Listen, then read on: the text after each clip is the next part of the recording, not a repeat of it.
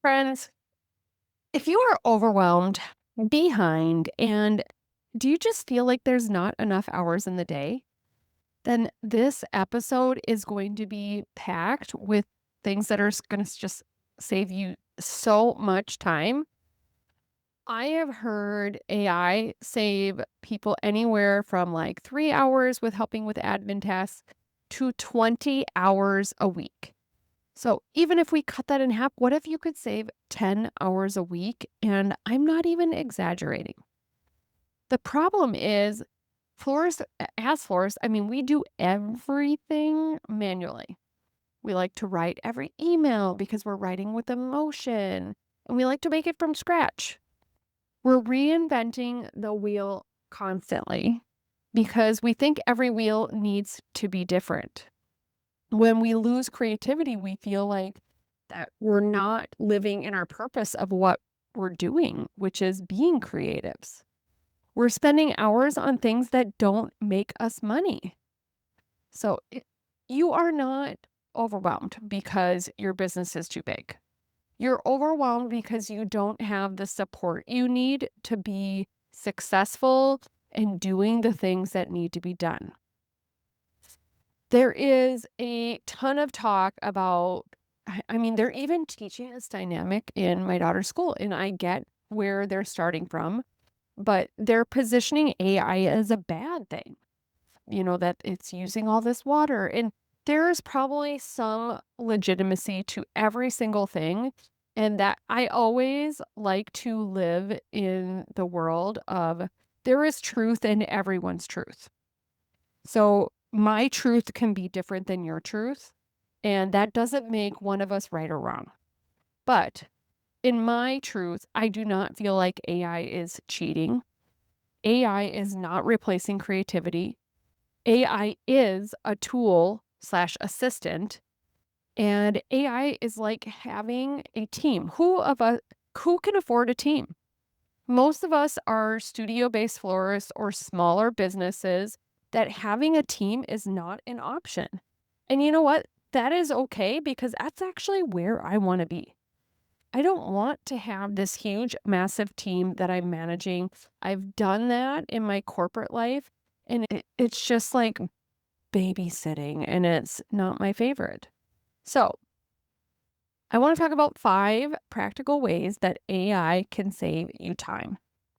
And I want to hopefully shift if you have a narrative that AI is horrible, that maybe it just tweaks the dial a little bit in the wrong direction because if you are not using AI, you are not using all the tools available for you to help you be successful in the least impactful on your sanity and your time. And to me, time is currency.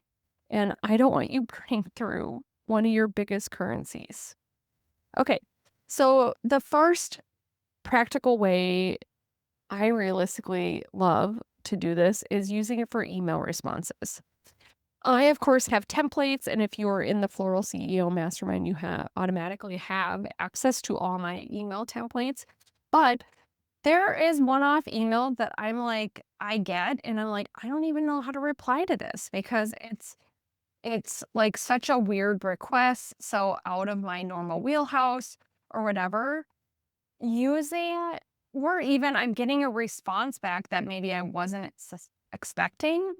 And so I use AI to help guide that conversation, to help make those replies because so many times, and I used to just have to like pause when I would get an email that I'm like, this guy is an idiot. What is he thinking? This guy is a jerk. You just get like emotion. Emotion is like pouring out of you. You're angry, mad, sad, upset, all the things. And you have to reply to this person. Well, when you're emotionally loaded going into any conversation, it's not usually going to end well. So I feel like Chat GPT or one of the other AI tools helps remove that emotion. And so you can say, I want to be calm but firm. I want to be warm but confident. and you can prompt exactly what you want the tone to be in that reply. So if somebody's asking for pricing and they're asking you to lower your pricing, they're asking you to do all the things, here is your conduit to do that. Follow-ups. Somebody gives you a weird reply. Put the whole thread in and say, I want to reply in a friendly manner, but firm because I am not lowering my prices. Can you give me a reply? Blah, blah, blah. I personally am not a big emoji fan, so I do say, please remove all emojis. Or you can say, please make this sound casual. Please make this sound confident. You can add like your flair to that email. But it can also just be like a foundation that you take afterwards, cut and paste it into a Word document, and then tweak it. Like it can just be a starter if you're not feeling good about actually using that content. All right, the next one, proposals and descriptions. So a lot of people like to use language in their emails that they're sending their templates, or the verbiage of explaining the event, etc. For their proposals, they want to just have this very fluffy, luxury sounding description of what they're putting together. And I feel that AI can turn basic ideas into elevated language. And in that process, it can save hours of writing things. Instead of sounding like a grocery list, you can make it sound like a luxury experience. Using that to help sell when you are not naturally a salesperson also can be a huge tool to support you. All right. Number 3, Instagram content, TikTok content. How I use this, you guys, is I have a scheduling tool, but depending on what the algorithm is doing this week, sometimes scheduling does not give you a good response rate and as real life posting or real time posting does. So in that case, I'll go in and I'll upload a photo and ask it to make me a caption based on this photo. And keywords that I'd love to include are these 3 things or these 5 things. So that can easily make you a caption. You can say, I would like to come up with 10 Reels ideas to help promote my full service wedding floral business. I specialize in lush garden style design. I have pricing transparency included in my business. I love doing weddings at X type of venues. I love color. 90% of my weddings are color, on and on.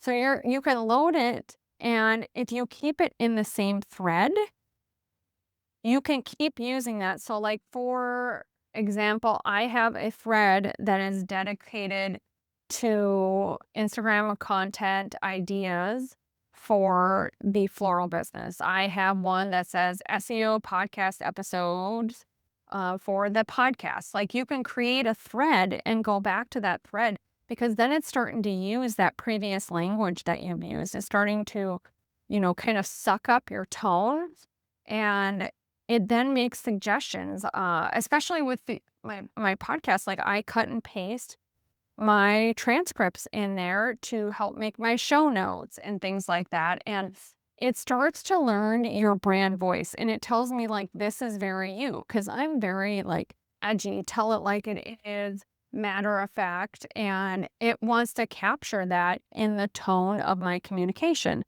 So if you are staring at your phone for 45 minutes trying to write a caption, just stop. If you are trying to think of hooks and all these ideas, like, this is a tool for you guys to use, and you shouldn't be ashamed of using it. You shouldn't be scared. I know using something new is scary. And this is coming from someone who is married to an AI software architect. So I have AI in a next level in my house, and I honestly could care less about learning it any more than I use it for because it suits me well and I feel empowered enough to use it, but I don't want to overwhelm my brain that using it makes my brain hurt because that doesn't sound fun either. All right. The next thing is systems and processes. I want to talk about like SOPs, and I don't know if you have heard about SOPs, but they are standard operating procedures. And if you have people like that regularly freelance for you or regularly work for you, SOPs help you systemize and really just make this kind of streamlined system that if somebody's wondering how to do something, it's like, here's how to do it. Here's a book with our SOPs in it. You can also use it to create checklists, workflows. So if you had to train someone tomorrow, could you? AI can build that whole thing for you as long as you are very minimally documenting your processes or giving it the information to help equip it to make this whole, like, this is how to do your job. Like, one problem that I am in the studio often is cutting the bouquets too long. I literally hate long stems. I like 2 inches of stem length below my ribbon, period. That's just what I like. And it's something that I've had to fix a lot over the years. So you can just make a picture that and put this is what it should look like. And here's how to cut it. And here's how to cut it straight because I'm also a stickler on straight stems. And then take a picture of it and put it in a book. There's a standard operating procedure on how to do one thing in your business. And it was simple. It was easy. It wasn't painful. And I literally am mitigating a bunch of questions then. So using it for systems and processes can be a game changer if you are feeling like a broken wheel of communication. All right, the next one is idea generation. We are a constant turning wheel of ideas. And it's so interesting because I had one of my previous mastermind girls that was in the mastermind for about a year. And she said one of the biggest things that I wanted for her was to reduce her. She did a lot of like FTD and Telefloral and all these companies. She did a lot of dailies, and I really was hoping for her to shift into doing more weddings so that, she's not having to do 100 deliveries a week. She can do one big wedding and maybe do 10 deliveries that week. And she said the biggest thing that created was creative space. And that when you have space in your brain to think, it just expands so much. But sometimes if you don't have that space, because maybe you have a side hustle, maybe you have a bunch of children running around, maybe you're like me and are running around with taking care of a farm and taking care of children, taking care of businesses, taking care of animals, taking care of your personal creativity and everything else. And so this really it helps you not copy, but really just expand your creativity. You can get color palette ideas, install ideas, design concepts. You can upload pictures of a space and ask it for ideas. You can give it a color palette and give it a budget and just say, I want to come up with like 10 really fun ideas for this client. You can use it to enhance, not replace your own ideas and concepts to bring your business to the next level. But we need to put a boundary in place as well. Because AI only works if you have taste. Don't copy and paste blindly. Edit and refine it. Keep your voice. I can tell when somebody chat GPT the shit out of something because of how it's formatted. Make small shifts so that it is your own, And so that it doesn't look like this endless sea of AI. There is a difference between florists who are really stuck and florists who are scaling. And the florists who learn to leverage tools will move faster, make more, and have more freedom. You can naturally connect so many things in your business together with AI. You can connect ease, you can connect really just strategizing because you don't need more time, you need more tools. And this is one of them. And I want to mention two tools if you are feeling stuck and you are feeling like, I don't even know how I would use this. In the Floral CEO Mastermind, we do trainings every month. And those trainings are really to help you elevate your thought process.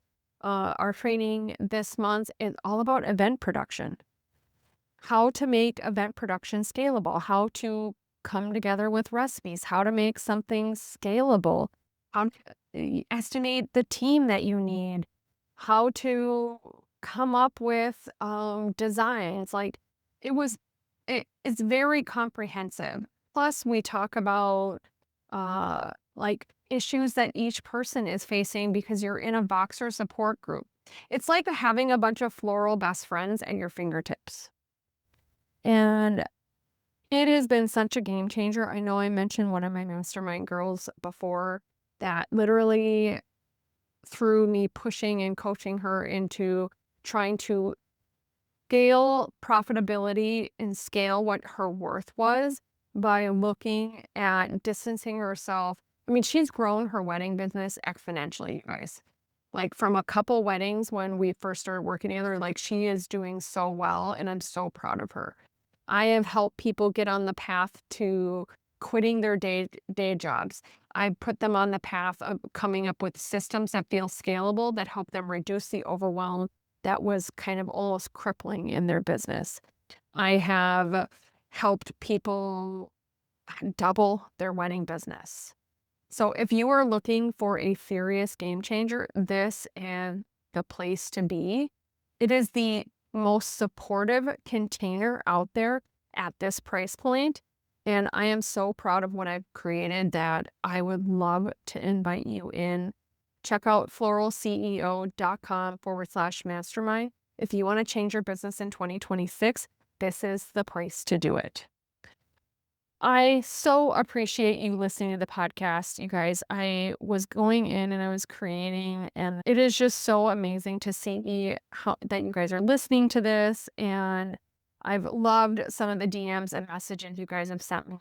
So I so appreciate every single one of you for listening to the podcast. And thank you so much for being here and supporting my vision of making the floral world less overwhelmed, making more money, and being more fulfilled, because that is what I live my life by. And I teach every single person that I come in contact that that is possible, and it is possible for you. Thank you so much for listening, flower friends, and you have an amazing flower filled day.